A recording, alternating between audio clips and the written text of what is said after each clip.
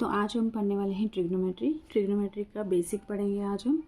ठीक है, तो ट्रिग्नोमेट्री जो होती है वो आपकी राइट एंगल ट्रायंगल के ऊपर एप्लीकेबल होती है। राइट एंगल ट्रायंगल का मतलब होता है कि समकोण त्रिभुज पर ये एप्लीकेबल होती है।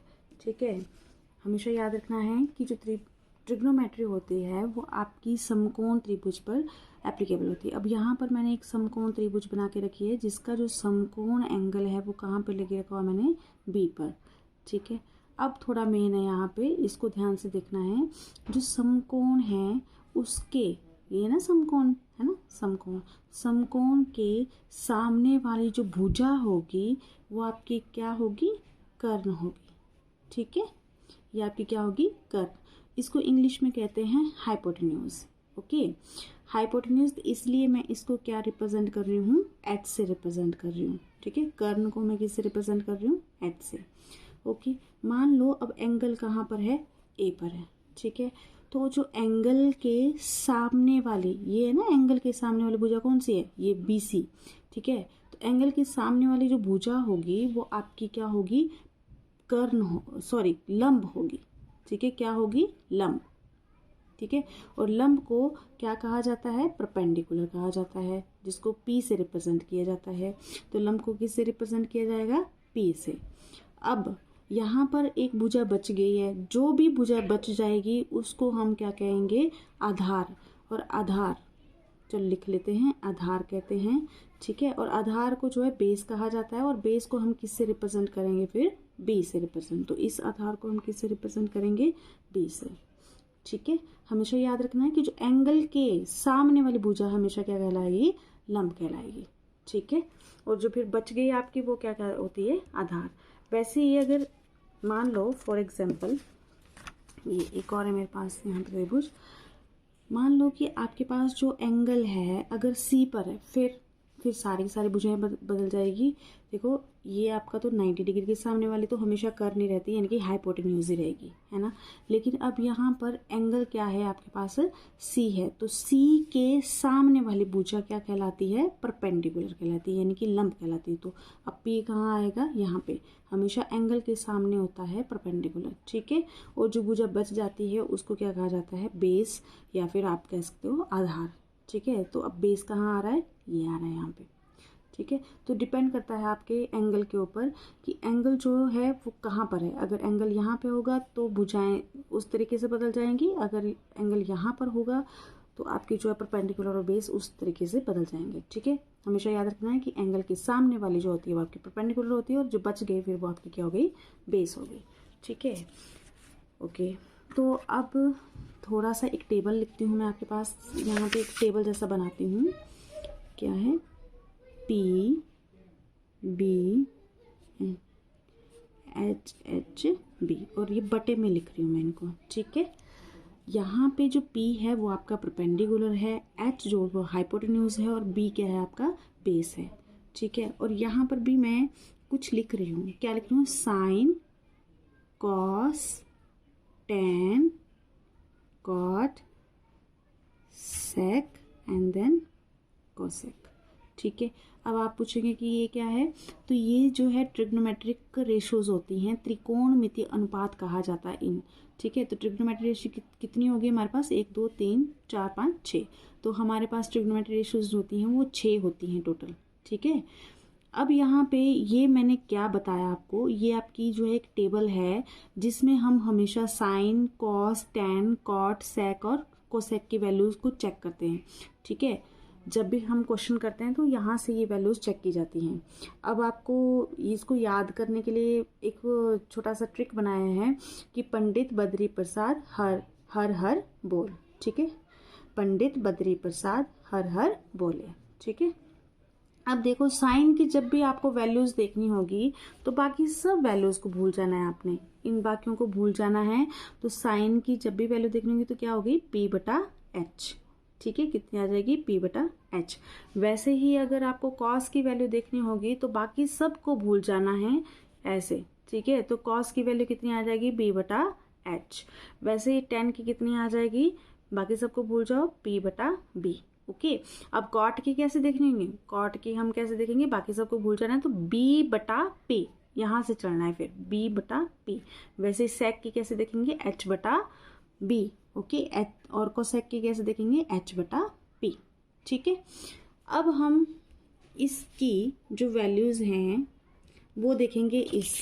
ये जो हमारे पास यहाँ पे मैंने त्रिभुज बना के रखी हुई है ना, इसमें देखेंगे अब इसकी वैल्यूज़। तो पहले मैं लिख लेती हूँ in sine cos A, tan A, cot A, sec A and then cosec ए।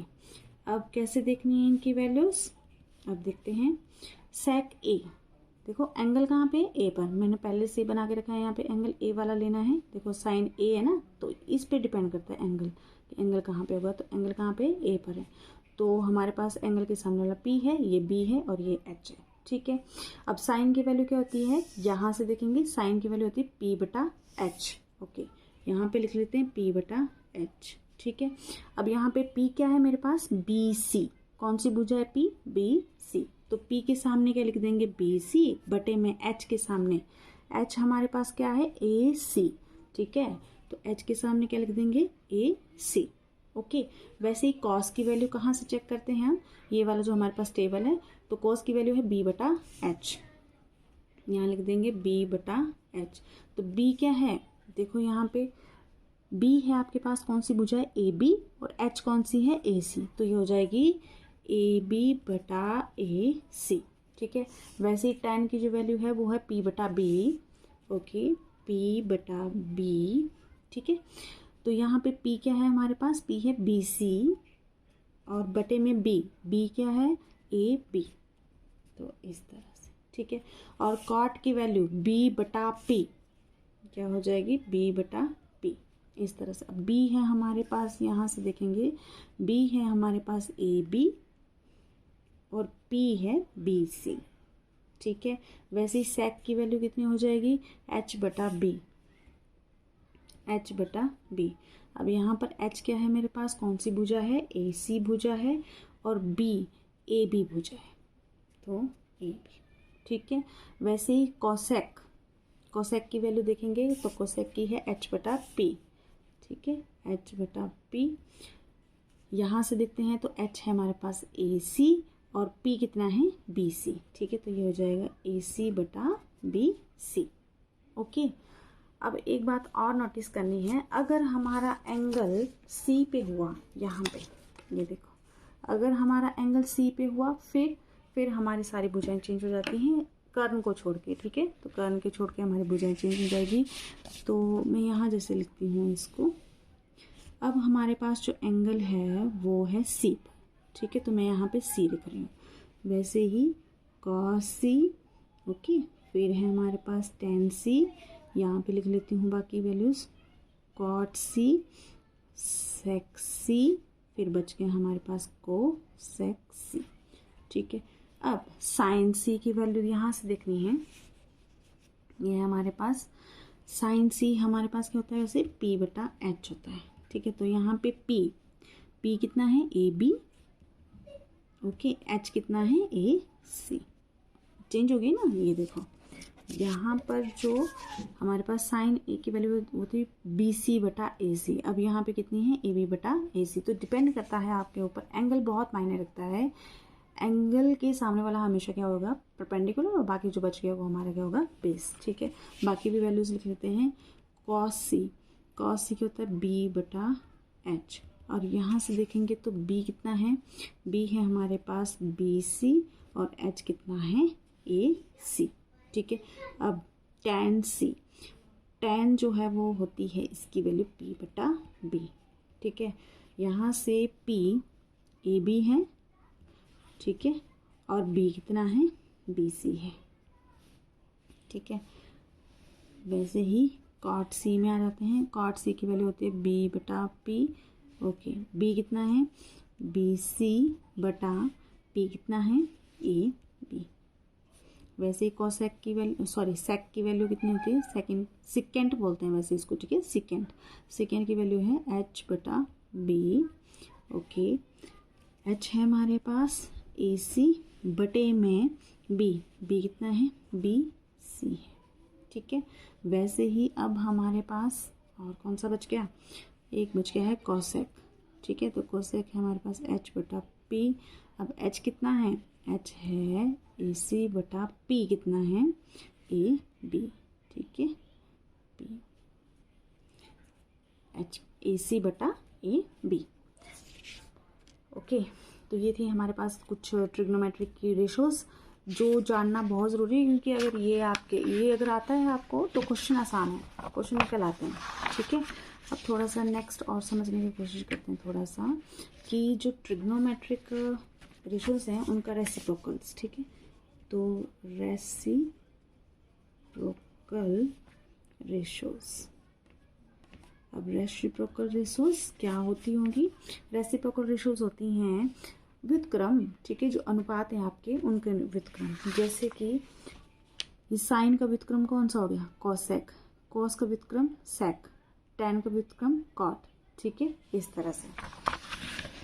तो जैसे साइन है, ठीक है, साइन थीटा ले लेती हूँ मैं, वैसे तो नॉर्मली वैसे थीटा ही लिया जाता है, लेकिन जो आपकी सिलेबस है 10th का उसमें ए मैक्सिमम जो एंगल दे के रखना हो वो ए या सी कुछ इस तरह से दे के रखें, ठीक है। अच्छा ओके, साइन थीटा, इसका रेसिप्रोकल कितना हो जाएगा, 1 बटा कोसेक थीटा, ऐसा। साइन थीटा का कितना हो जाएगा, 1 बटा कोसेक थीटा। वैसे कॉस थीटा का क्या हो जाएगा, 1 बटा सेक थीटा, ठीक है। तो कॉस थीटा का जो रेसिप्रोकल हो जाएगा वो हो जाएगा 1 बटा सेक थीटा। फिर बच गया टैन थीटा, ठीक है। टैन थीटा का जो रेसिप्रोकल होगा वो कितना हो जाएगा, 1 बटा, इसका क्या है रेसिप्रोकल, कॉट, ठीक है, 1 बटा कॉट थीटा, ठीक है। वैसे ही हमारे पास साइन कोसेक का है तो कोसेक किसका हो जाएगा, साइन का। वैसे ही कोसेक थीटा किसका रेसिप्रोकल हो जाएगा, साइन थीटा का, ठीक है। तो सेक थीटा किसका हो जाएगा, 1 बटा कॉस थीटा का, ठीक है ना। वैसे कॉट थीटा किसका हो जाएगा, टैन का रेसिप्रोकल, ठीक है, 1 बटा टैन थीटा, इस तरह से। ओके, तो ये थे हमारे पास कुछ ट्रिग्नोमेट्रिक का बेसिक था ये। बाकी हम इसके क्वेश्चन जो है नेक्स्ट वीडियो में देखेंगे। लेकिन उन क्वेश्चन को देखने से पहले आपको जो है ये सारा आना चाहिए, ठीक है। ये बहुत डिपेंड करता है आपकी, ये जो मैंने अभी पढ़ाया ना, ये बहुत डिपेंड करता है कि आप नेक्स्ट वीडियो में जब भी आप इसके क्वेश्चंस करेंगे तो ये बहुत ज़्यादा हेल्पफुल करती है आपकी बेसिक। तो बेसिक ज़रूर देख लेना है आपने, ठीक है। ओके, धन्यवाद। अब मिलते हैं नेक्स्ट वीडियो में।